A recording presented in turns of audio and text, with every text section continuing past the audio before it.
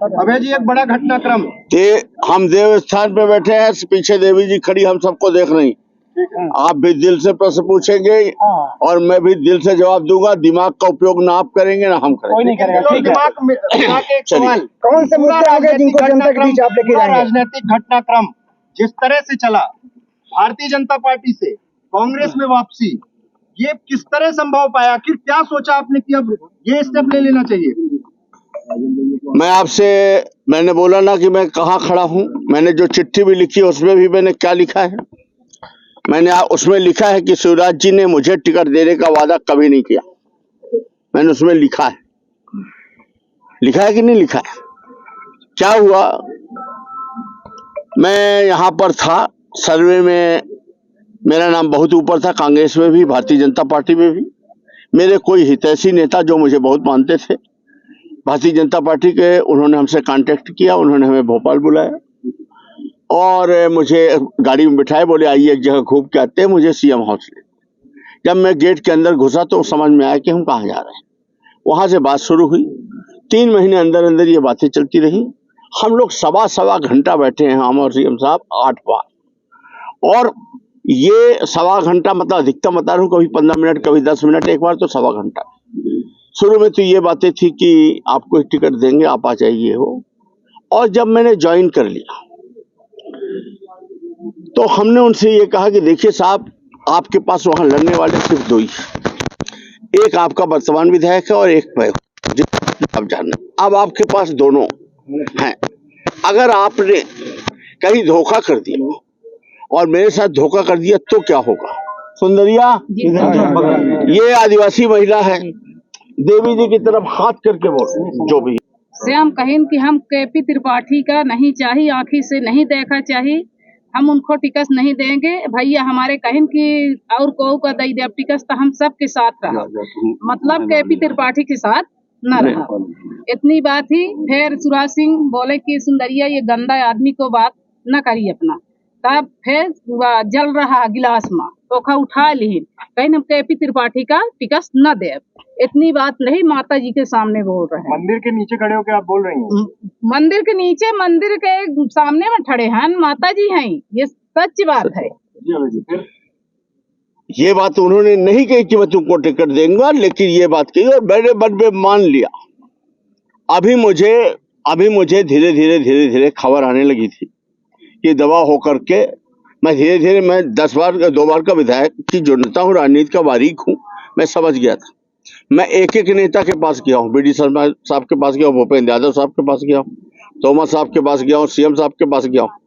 हमने कहा साहब, सिमरिया की जनता को मैं मरवा नहीं डालूंगा, मैं उस पाप का भागीदार नहीं होऊंगा जहां लोग चिक्खाड़ मार रहे हैं। अभी तक तो लोग वहां पर तके बैठे थे कि चलो 5 साल का अत्याचार हो गया, अब किसी तरह वोट का दिन आ रहा है। एक आदमी है जुझारू, जिसने सिमरिया का विकास भी किया है, जिसने कभी किसी पे मुकदमा नहीं लगवाया, कभी कोई जातिवाद नहीं किया, कभी किसी से विवाद नहीं किया, जो बन पड़ा अच्छा ही किया, सिमरिया में विकास का काम किया है। और लोगों ने मुझे अफसर के तौर पर रख रखा था कि, और मेरा सर्वे भी अच्छा था। तो हमने कहा कि साहब, लोगों के पास एक उम्मीद थी कि चुनाव आएगा और इस समस्या का निदान हो जाएगा। अब अगर आपने, जो मुझे जानकारी हो रही है, उस समस्या का निदान नहीं हो रहा, उल्टा आपके दिमाग में ये है कि अभय मिश्रा को ऐसे करके पास में 1-2 दिन 4 दिन बस आपके बारे में विचार चल रहा करते करते, और जब एक दिन बचेगा तो एक बिस्कुट खिलाएंगे पार्ले जी कि लो बेटा खा लो, जाओ अपने घर। मैं समझ गया था। अब इस बात तो का क्या, 1 मिनट बोल लो। तो मैंने इनसे जाके बता दिया कि साहब ये नहीं चलने पाएगा, मेरा भी नाम अभय मिश्रा है, आप हमको हल्के से मत लेना, ये आप अभी भी सोच लो। मैंने खुल के बोला है कि आप संजय द्विवेदी को टिकट दे दो, मैंने खुल के बोला है कि आप जनार्दन मिश्रा जी को टिकट दे दो, यहां तक कि मैंने खुल के बोला है सामने देवी जी कि आप केपी त्रिपाठी की वाइफ को टिकट दे दो। किसी के परिवार से मेरी दुश्मनी नहीं, लेकिन ये मत करना। लेकिन अब किस्मत की जो बात है, कागजे ही हाथ में लग गया मेरे, तो क्या करोगे। अब ये गए, इनका बैग ही छूट गया कहीं और, वहां से कोई आदमी लेके इनका बैग पहुंचाने गया तो रास्ते में दिखाई दिया, जो नजर देख लिया, तो अब क्या करो। ये नाम लिखे हुए थे उसमें। चौथा से तिवारी लाल तिवारी, भले आज टिकट हो जाए, वो उस दिन की बात है जब ये ज्वाइन किए थे। ये लिखे हुए थे नरेंद्र प्रजापति मनगवा से। ये गुड़ से लिखे हुए थे उसमें नागेंद्र सिंह साहब। ये उसमें लिखे हुए थे संजय द्विवेदी, केपी त्रिपाठी, नीलम मिश्रा, फिर नीलम मिश्रा में से क्रॉस, संजय त्रिपाठी, संजय द्विवेदी क्रॉस, उसमें टिक, और एक और कौन सा चौथा में याद नहीं आ रहा है। नहीं, एक और कोई बचा। चार, हाँ। मैंने ये समझ नहीं पाया, मैं गया सीधे बात किए, नजर चुराने लगे। तो हमने कहा साहब मैं समझ गया, मैं अपने नरेंद्र सिंह तोमर के बगले गया 4 दिन पहले दिल्ली। हमने कहा साहब मेरा नमस्कार लीजिएगा, मैं अब अपना रास्ता देखता हूँ। तो हमने कहा आप मुझे टहलाइए मत, रहने दीजिए। भूपेंद्र सिंह यादव साहब को भी बताया, और मैंने 4 दिन में प्रयास करके अपनी गलती को स्वीकार करते हुए कमलनाथ जी से अन्य विनय किया। मैंने कहा कि मैं एक बड़े छल का शिकार हो गया हूँ, ये बात सही है। मैंने गलत भी किया है, ये भी बात सही है।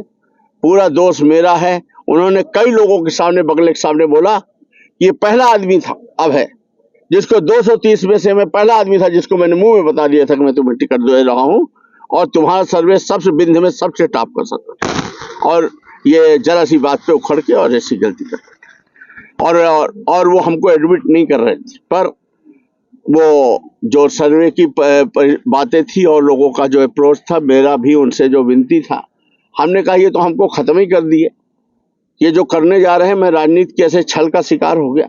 अंत में उन्होंने हमें एडमिट किया और उन्होंने मुझे टिकट दे दी, और मैं आज आपके सामने। अब यहाँ कैसे जो अन्य कांग्रेसी घेर रहे हैं आपको? कल नहीं कुछ बहुत आप ये बताइए धीरू भैया कि ऐसा कौन सा पार्टी है, ऐसी कौन सी विधानसभा है जहां ये नहीं होता? ये हर जगह होता है, थोड़ा सा होता है, और जिसको जहां जो करना होता है 15 मिनट लगता है, और 15 मिनट से 16 मिनट नहीं लगता है। तो ये लोगों ने कल किया था, इनकी कमलनाथ जी से बातचीत हो गई है, अभी मुझे जानकारी हो गई है, साहब ने इनको सबको एडजस्ट किया है, बातचीत कर ली है, और वो सब चीजें ठीक हो गई हैं। और राजनीति में सब चीज होती रहती हैं। अब सबसे बड़ी बात ये, आप ये बताइए कि अब ये सिरमौर जीत सकते हैं? भारतीय जनता पार्टी सिरमौर जीत सकती है, आपको लगता है? आप बताइए। गई जो कल तक जीत में थी, सिमरिया गई, नहीं जीतेगी। मैं बोल रहा हूँ नहीं जीतेगी, और जीत हार का अंतर 25,000 होगा उसका। और इस बार कुछ नहीं चलेगा, 20 दिन है, ना कोई मैनेजमेंट चलेगा, ना कुछ चलेगा। एक तरफ हराओ और एक तरफ बचाओ की लड़ाई चलेगी। और पूरी जनता वहां भारत पाकिस्तान का मैच देखना चाहती। मैं जनता से कहता था, अरे यार जब समस्या दूर हो गई, मैं टिकटें ही बदले दे रहा हूं, मैं ही आ रहा हूं, तो अब क्यों परेशान हूं? तो बोलते हैं कि तो फिर हम अपना का वोटे काहे दे जब हमारी समस्या दूर होगी। तो हम तो समस्या का निजान चाहते हैं, भारत पाकिस्तान का मैच देखना चाहते हैं, और जो माल खींचा गया उसका खर्च भी करवाना चाहते हैं। जनता ही बड़ी तेज है। सीएम ने जो आपके साथ वादा खिलाफी की, आप उसका जवाब कैसे देंगे? क्या है जवाब? ये जो दे रहे हैं ये क्या है?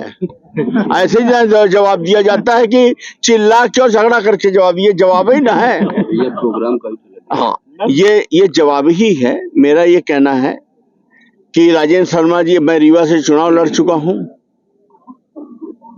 रीवा में राजेंद्र शर्मा जी चुनाव लड़ रहे हैं।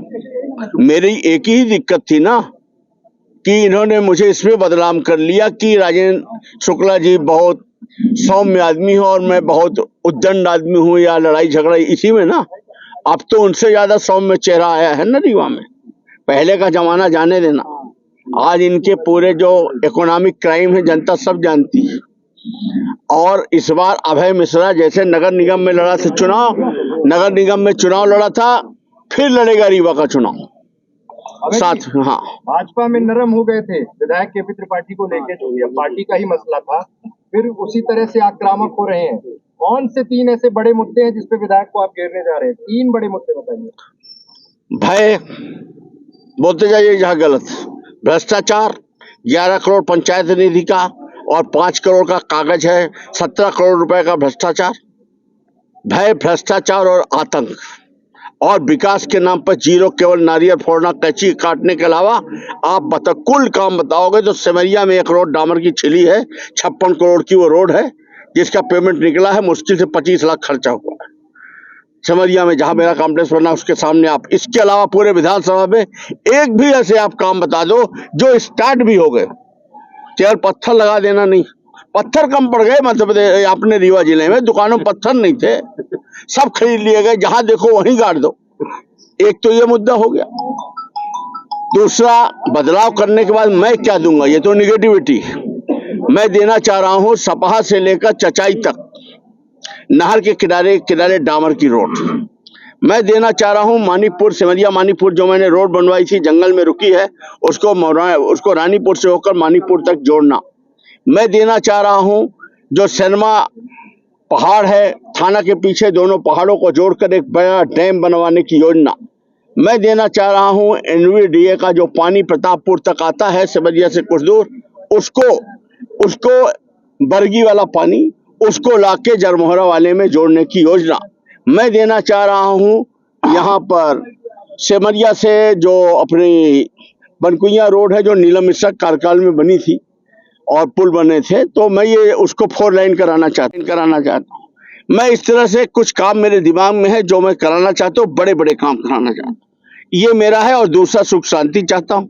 तीसरा चाहता हूँ, मेरे टाइम में तो 1 करोड़ विधायक निधि मिलती थी, जिसमें से हमने रेस्ट हाउस भी बनवाया उसी विधायक निधि से।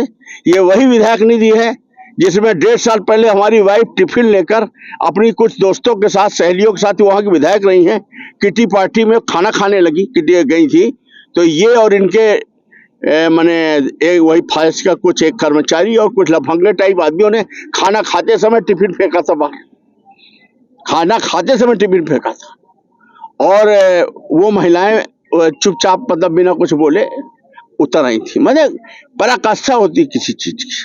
तो मैं ये चाहता हूं कि ये सब चीजें बदलें और सिमरिया की लड़ाई लड़ी जाएगी, रीवा की लड़ाई लड़ी जाएगी। किसी हाल में मध्य प्रदेश में सरकार बदलना बहुत जरूरी है। बहुत हो गया खेल तमाशा। ये क्या कर रहे हैं, ये चिल्लर फेंक रहे हैं, गठरी लूट रहे हैं।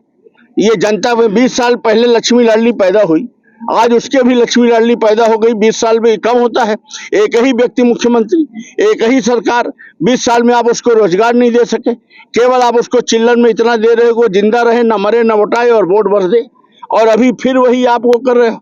रही बात शुक्ला जी का चोली दामन का साथ, तो ऐसा क्या सिगरौली में विकास हो गया कि मुख्यमंत्री जी 3 पंचवर्षीय लगातार मुख्यमंत्री रहे, और तीनों पंचवर्षीय में आखिर राजेंद्र शुक्ला जी ही क्यों सिगरौली के प्रभारी मंत्री रहे? ये कैसे हो सकता है? अगर वो मुख्यमंत्री हैं तो फिक्स है ये आर्थिक राजधानी, यहाँ वही प्रभारी मंत्री बनेंगे, वो वही मुख्यमंत्री बनेंगे, और सिगरौली जो करते हो। बस मुझे एक गलतफहमी हो गई, मुझे लगा कि अब मंत्री नहीं है तो शायद ये चोली दामन के साथ कुछ कम हो गया होगा। पर जब मैं गलती कर बैठा तो अंदर घुसा तो देखा कि नहीं, रिश्तों में कहीं कुछ नहीं है, जो का त्यों है। और ये छल का मैं हो गया शिकार। देवी जी की कृपा है कि समय रहते निकल आया, नहीं तो ये तो जान से ही ये तो अपना काम ही आय कर दिए। बताए जमीन शामिल हो गया है, हाँ, वो भी तो कहीं छल का शिकार नहीं हो गए, वो भी तो छल का शिकार नहीं हो गए। कुछ कहा नहीं जा सकता।